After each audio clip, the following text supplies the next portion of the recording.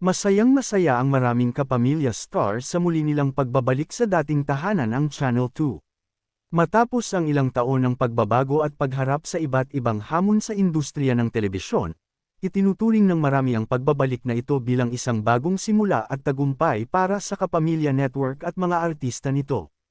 Ayon sa mga insider, hindi maitago ng ilang kapamilya stars ang kanilang emosyon nang marinig ang balita.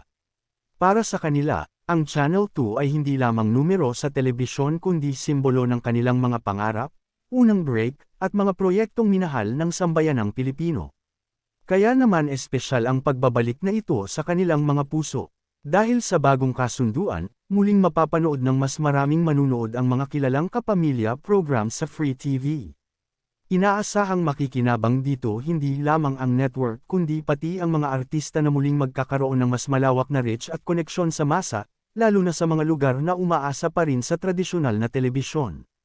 Marami ring fans ang nagpahayag ng tuwa at excitement sa social media. Para sa kanila, parang pag-uwi ang nangyayari, pagbabalik ng mga paboritong artista at palabas sa channel na kinalakihan nila.